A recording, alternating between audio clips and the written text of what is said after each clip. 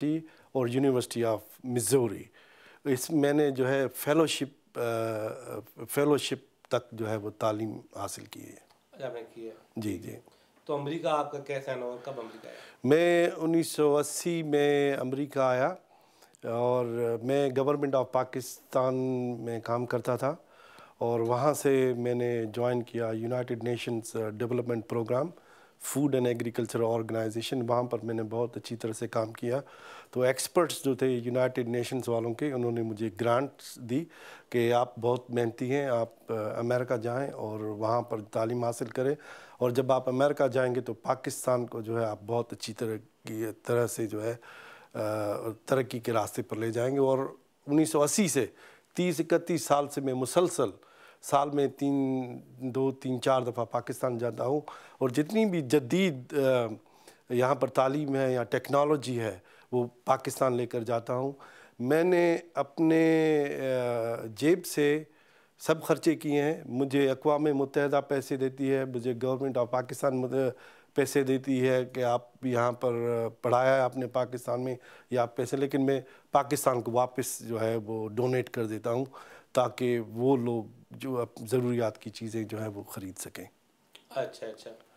Doctor صاحب, یوں تو ہمارے سفیر پاکستان کے پلیٹ فارم سے بہت سے فزیشین ڈاکٹر آ چکے ہیں اور انہوں نے بہت کچھ باتیں کی ہیں, اور لیٹلی میں نے محسوس کیا ہے کہ ہماری کمیونٹی میں بھی کافی لوگ پیٹس رکھتے ہیں. جی ہاں, پاکستانی, انڈین, ساؤتھ ایشین کے بعد بھی پیٹس ہیں, اور ڈیفینیٹلی پیٹ سے بہت پیاری چیز ہے. اور کوئی لوگ ڈاگس رکھتے ہیں, کچھ کیٹس, کچھ برڈس, اور آج کل تو یہ بھی ہے کہ لیزرڈ اسنیک بھی لوگ رکھ رہے ہیں. اور پاکستان کے حوالے سے پاکستان میں جو اینیملس ہیں زیادہ تر آپ کو پتہ ہے کہ وہ ایگریکلچر اینیملس ہیں, بفلوز ہیں, گوٹس ہیں, شیپس ہیں اور کاؤز ہیں, اور ان کی پرورش, ان کی جو ہے ان کی آبادی میں اضافہ کرنا, یہ سب کچھ شامل ہے, وہ پاکستان کا حصہ ہے.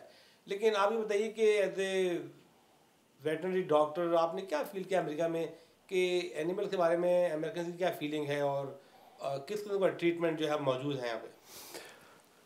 بہت اچھے آپ نے سوال کیے. پاکستان میں جو جانور ہیں وہ ہم اکثر جو ہے وہ پروڈکشن کے لیے ہیں, لیکن ہمارے پاکستان کے اندر کراچی, لاہور, پشاور, اسلام آباد, کوئٹہ کے اندر پیٹس بھی ہیں. اب آپ کا سوال ہے کہ امریکہ میں جو جانور ہیں وہ لوگ ان کو کس نگاہ سے دیکھتے ہیں. تو میں آپ کو بتاؤں کہ میری چھوٹی بچی جو ہے وہ جب 2 سال کی تھی تو میں نے اس کو ایک ڈاگ لے کر دیا, مالٹیز, اور میں نے خود آبزرویشن کیا کہ کیا مجھے اس کے ریزلٹس آتے ہیں. تو میں نے یہ دیکھا کہ میری 2 سال کی بچی جو ہے اس کے اندر جو ہے وہ رسپانسبلٹی کا ایک شعور پیدا ہوا. وہ یہ ہوا کہ ہمیں پوچھتی تھی کہ کتے کو کھانا آپ دے دیں, کتے کو جو ہے وہ ڈاگ کو جو ہے آپ باہر گھمائیں, اور ڈاگ کو ویکسینیشن کروائیں. 2 سال کی بچی, اس کو جو ہے وہ ڈاگ رکھنے کے ساتھ اس کی جو دماغ کی پرورش بھی ہو رہی ہے, اس کو رسپانسبلٹی جو ہے وہ معلوم ہوتی ہے. 5 سال میں وہ کتے کو نہلائے گی بھی خود, اور شیمپو بھی اس کو کرے گی, ناخن بھی اس کے کاٹے گی, اور وہ میری اسپتال میں خود لے کر آئے گی کہ ڈیڈی جو ہے کتے کی ڈاگ کی ویکسینیشن جو ڈیو ہے وہ آپ کریں. میں نے کہا اگر نہیں کروں گا ویکسینیشن تو کیا ہوگا؟ بولا گا, تو مجھے کہنے لگی کہ آپ کو پتہ ہونا چاہیے کہ اس کو بیماریاں لگیں گی اور یہ بیچارہ تو اللہ میاں کو پیارا ہو جائے گا. تو مطلب ہے کہ ڈاگ رکھنے سے جو ہے وہ بچوں کی جو ہے وہ نشو و نما میں جو ہے بہت اضافہ ہوتا ہے.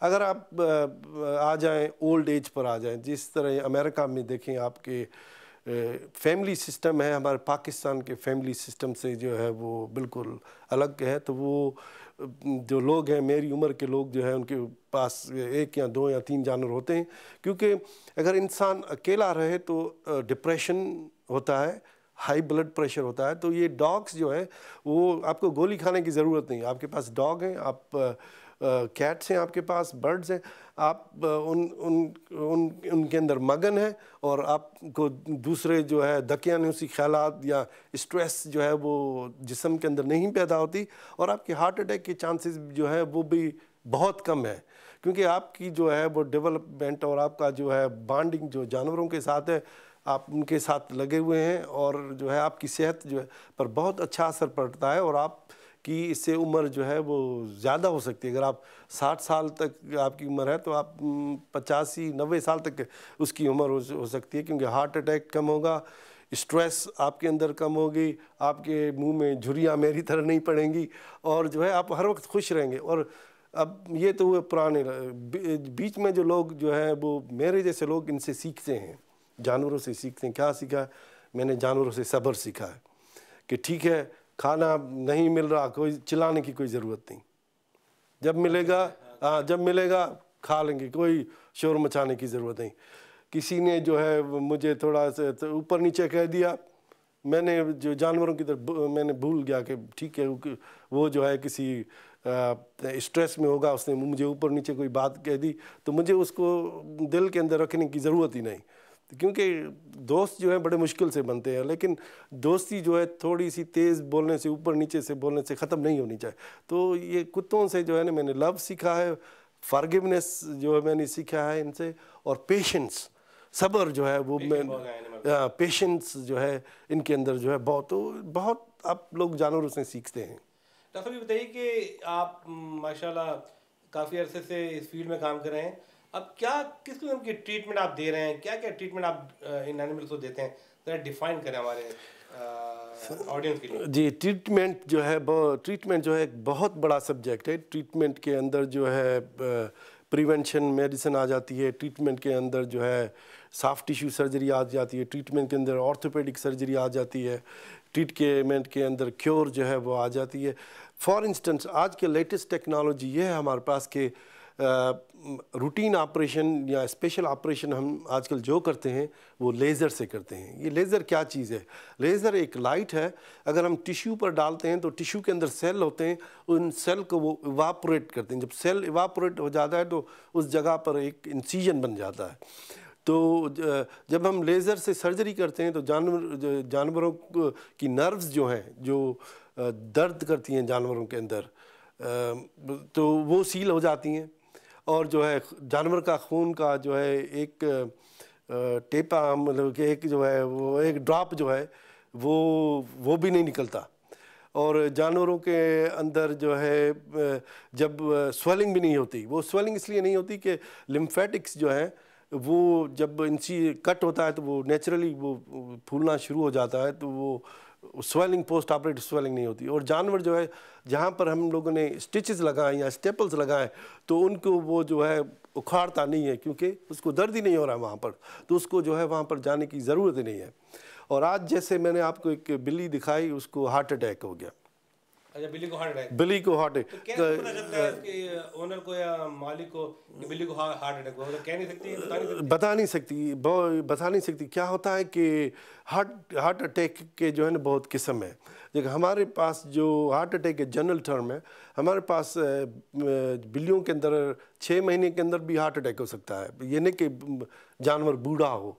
کارڈیو مایوپیتھی جو ہے ہمارے پاس, جو دل کے مسلز جو ہیں وہ بہت موٹے ہو جاتے ہیں, وہاں سے خون جو ہے جلدی تیزی سے نہیں نکل سکتا, اور پھیپھڑوں کے اندر نہیں جا سکتا جلدی, اور پھر کیا ہوتا ہے کہ جانور جو ہے سانس لینے میں تکلیف ہوتی ہے اور وہ گر پڑتا ہے جانور. جیسے ہمیں پتہ چلتا ہے کہ جانور کے اندر کچھ نہ کچھ ہوا ہے, اور جب ہم اس کی EKG کرتے ہیں یا جانور کو الٹرا ساؤنڈ کرتے ہیں تو ہمیں فوراً پتہ چل جاتا ہے کہ یہ والو خراب ہے, یا ان کا جو ہے وہ مسلز جو ہیں وہ خراب ہیں, یا AV نوڈ جہاں سے الیکٹرک کنڈکشن سے ہوتی ہے وہ خراب ہے, جانور کے اندر ایرتھمیا ہوتا ہے وہ خراب ہے. تو اگر جانور کا والو خراب ہے تو میں اس میں والو لگاتا ہوں. مائٹرل والو ڈاگ کے اندر, خاص کر کے جرمن شیپرڈ کے اندر جو ہے وہ خراب ہوتے ہیں, تو وہ اس میں ہم والوز لگاتے ہیں. جرمن شیپرڈ میں کیوں ہوتے ہیں؟ پیدائش ان کے اندر جینیٹک جو ہے, جینیٹک ہے اس کے اندر ہوتا ہے.